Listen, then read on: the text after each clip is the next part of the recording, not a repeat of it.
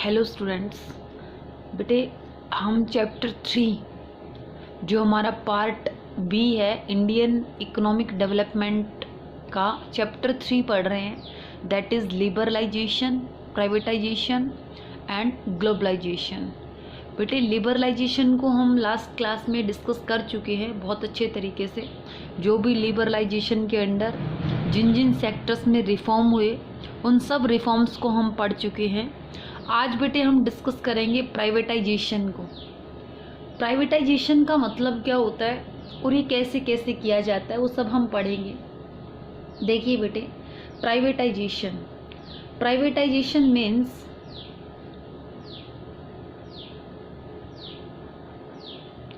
Transfer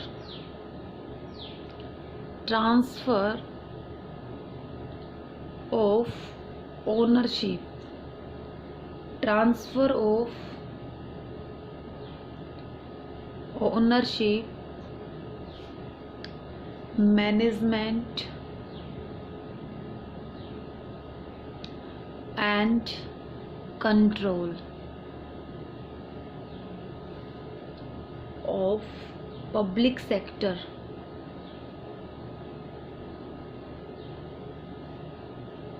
enterprises to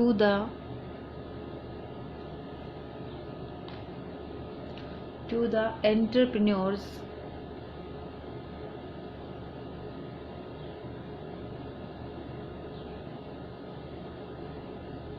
in private sector।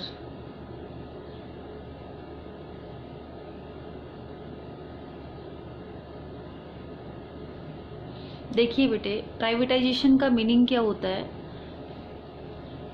Ownership को, management को और कंट्रोल को ट्रांसफ़र कर देना पब्लिक सेक्टर एंटरप्राइज से लेके और जो प्राइवेट सेक्टर के एंटरप्रेन्योर हैं उनको ट्रांसफ़र कर देना। मीनिंग समझिए, हमने ये कहा कि जब हम इंडिपेंडेंट हुए थे तो हमारे देश में जो मेन रोल था वो पब्लिक सेक्टर का था। पब्लिक सेक्टर की ज़्यादा मेजॉरिटी थी, ज़्यादा इंडस्ट्रीज़ हैंड ओवर की गई थी पब्लिक सेक्टर को, जो कि प्राइवेट सेक्टर का बहुत ही छोटा रोल था और वो भी बहुत सारी रिस्ट्रिक्शंस के साथ। एट द एंड गवर्नमेंट ने कंक्लूज़न निकाला कि हम ग्रो क्यों नहीं हो पा रहे, हम जीडीपी को क्यों नहीं बढ़ा पा रहे। तब गवर्नमेंट ने डिसाइड किया कि गवर्नमेंट प्राइवेटाइजेशन करेगी।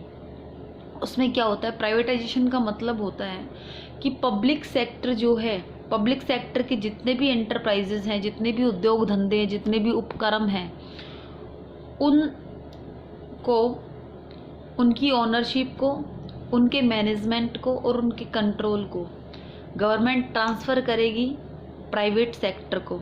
जो भी प्राइवेट सेक्टर के उद्यमी हैं, जो भी बिजनेसमैन हैं, उनको गवर्नमेंट क्या करेगी, ओनरशिप, मैनेजमेंट और कंट्रोल को ट्रांसफ़र करेगी पब्लिक सेक्टर से प्राइवेट सेक्टर की side. Privatisation employs greater role of the private sector in the economic activity of a country. बेटा, प्राइवेटाइजेशन एक ऐसा प्रोसेस था जिससे क्या हो सकता है, एक इकोनॉमी जो है उसकी इकोनॉमिक एक्टिविटीज़ को अगर दी बेस्ट वे से करना है तो प्राइवेट सेक्टर का रोल जो होता है वो दी बेस्ट होता है। Over the year Indian government has dilated its stake in several public enterprises. बेटे, समय के साथ साथ गवर्नमेंट ने बहुत सारे पब्लिक एंटरप्राइजेज को जो है वो उनका डिसइन्वेस्टमेंट कर दिया या फिर प्राइवेटाइज्ड कर दिया, इंक्लूडिंग IPCL, IBP, मारुति उद्योग etcetera.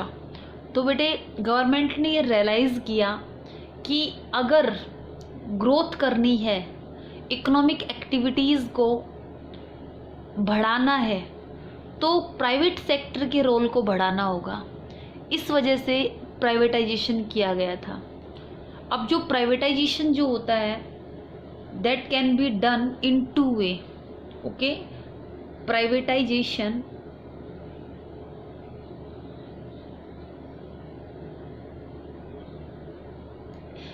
can be done in two ways.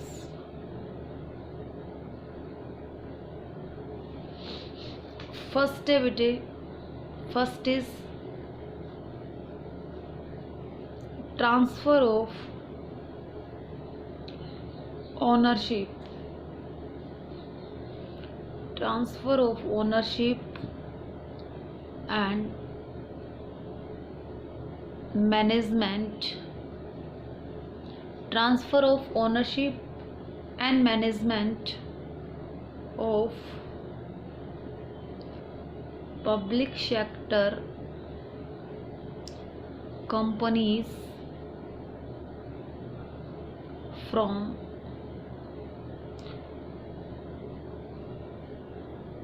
government to the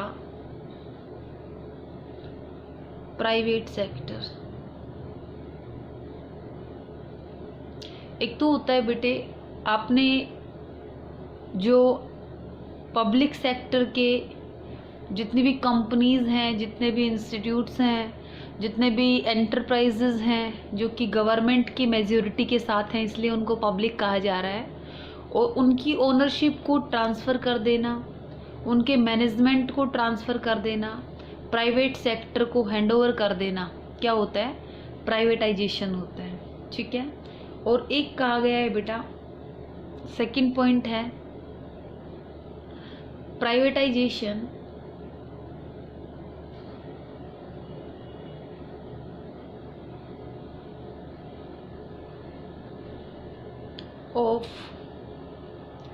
privatisation of public sector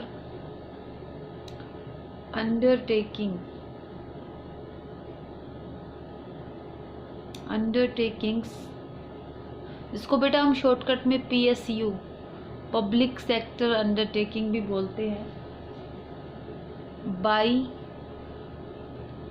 selling of part of the equity of PSUs to public. This process is known as disinvestment. This process is known as disinvestment.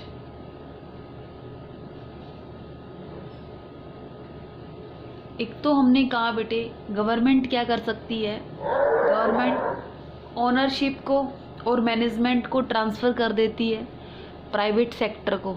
ठीक है। और एक होता है public sector का कुछ share बेच देना पब्लिक को, मतलब पब्लिक का भी पार्ट हो जाता है, आम आदमी का भी उसमें शेयर हो जाता है, क्योंकि जो भी शेयर होल्डर रहेंगे वो उस पर्टिकुलर एंटरप्राइज के मालिक बन जाते हैं उस हिस्से तक, तो इसको हम बोलते हैं डिसइन्वेस्टमेंट कर देना। ट्राई टू अंडरस्टैंड, हमने दो तरीके से बताया, एक तो गवर्नमेंट क्या करती है, कंप्लीट ओनरशिप को और मैनेजमेंट को ट्रांसफ़र कर देती है पब्लिक सेक्टर से प्राइवेट सेक्टर की साइड। ठीक है। और एक होता है बेटे गवर्नमेंट क्या कर रही है, अपना ओनरशिप का, अपनी इक्विटी का कुछ पार्ट सेल कर रही है। ठीक है। तो वहाँ पे क्या हो रहा है, कुछ लोग जो है ओनरशिप में आ रहे हैं। ठीक है। ओनरशिप को डाइल्यूट किया जा रहा है। Okay. The purpose of privatisation was mainly to improve financial discipline. बेटा जो ये हमने प्राइवेटाइजेशन किया था, इसका पर्पस सबसे पहले तो एक तो यही था कि फाइनेंशियली डिसिप्लिन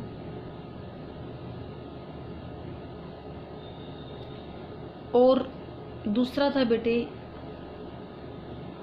फैसिलिटेट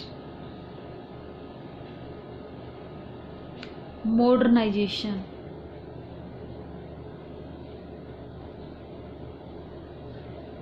एक तो जो बार बार हमारे गवर्नमेंट बजट में घाटा चल रहा था, BOP में घाटा चल रहा था, उसको हमें कंट्रोल करना था।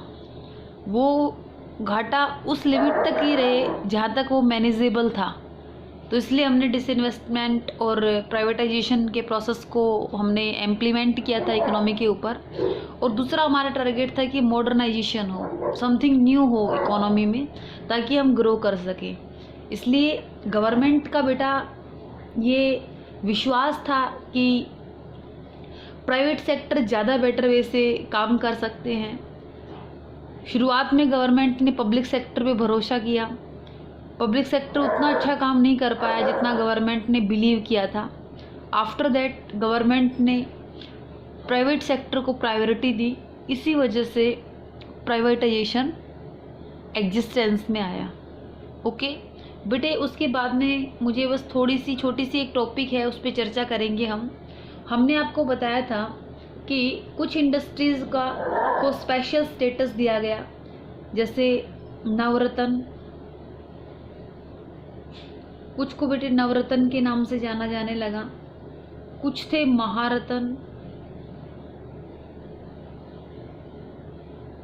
और कुछ थे बेटे मिनी रत्न।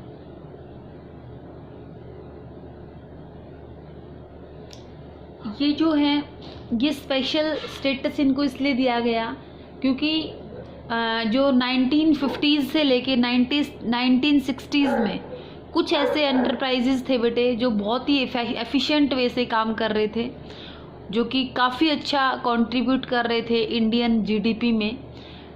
तो हमने इनको अलग अलग तरीके से इनके एफिशिएंसी को देखते हुए, इनके मैनेजरियल एबिलिटी को देखते हुए हमने उनको नाम दे दिया था, स्पेशल स्टेटस दिया था नवरत्न, महारत्न और मिनी रत्न। बेटे नवरत्न जो थे उसमें 16 एंटरप्राइज थे, महारत्न में बेटे 8 एंटरप्राइज थे और जो मिनी रत्न थे उसमें 74 एंटरप्राइजेज थे। इनमें से बेटे कुछ नाम बड़े फेमस थे जिन्होंने बहुत ही अच्छे तरीके से, बहुत ही एफिशिएंट वे से काम किया। बेटे महारत्न जो थे उनमें Indian oil corporation limited and steel authority of Indian limited famous था, जिसने बहुत अच्छे तरीके से काम किया। नवरत्न जो थे बेटे उसमें हिंदुस्तान एरोनॉटिक लिमिटेड एंड महानगर टेलीफोन निगम लिमिटेड, ये बड़े ही फेमस एंटरप्राइज थे। एंड बेटे मिनी रत्न में बीएसएनएल की आप फुल फॉर्म जानते हैं, भारत संचार निगम लिमिटेड।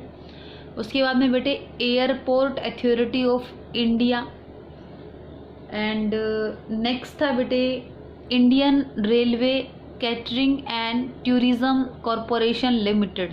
ठीक है बेटे, ये जो एंटरप्राइज थे काफ़ी सारे प्रॉफिटेबल एंटरप्राइजेज थे, काफ़ी सेल्फ रिलायंस एंटरप्राइज थे, काफ़ी अच्छा इनका इंफ्रा था, काफ़ी एम्प्लॉयमेंट इन्होंने इकोनॉमी में प्रोवाइड किया और बिल्कुल नॉमिनल कॉस्ट पे इन्होंने प्रोडक्ट्स को अवेलेबल कराया इकोनॉमी में। तो ये काफ़ी एफिशिएंटली काम कर रहे थे। इनमें से कुछ एंटरप्राइज ऐसे थे बेटे, इनके और एंटरप्राइज कुछ ऐसे थे जो एफिशिएंटली काम नहीं कर रहे थे।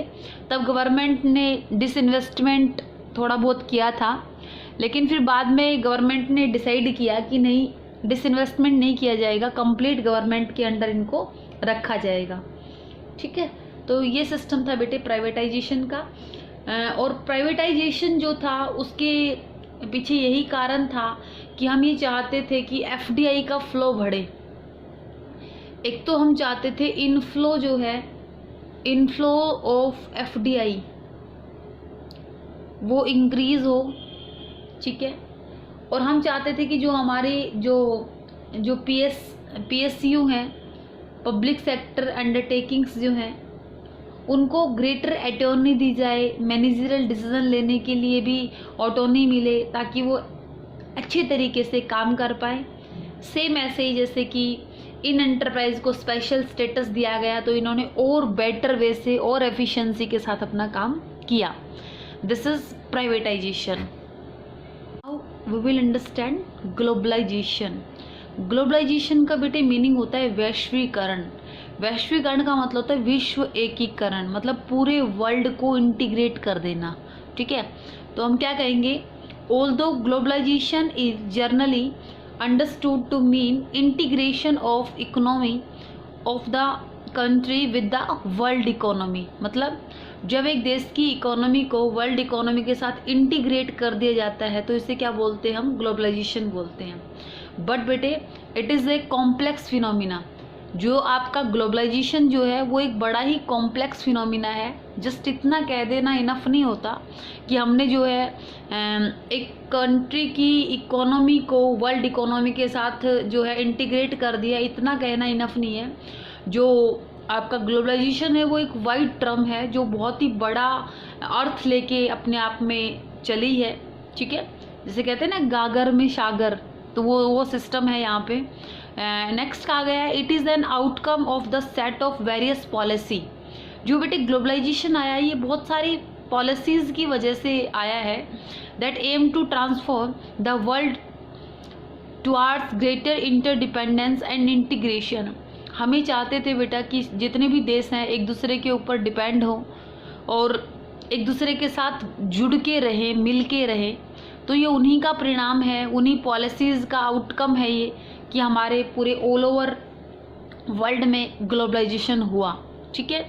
और ग्लोबलाइजेशन के यही रिज़ल्ट है कि हम जहाँ पे भी जाते हैं हमें हर देश के प्रोडक्ट अवेलेबल हो जाते हैं। चाहे हम किसी भी मार्ट में जाएं, चाहे हम बिग बाज़ार में जाएं, चाहे मॉल में जाएं, ये ग्लोबलाइजेशन का ही परिणाम है।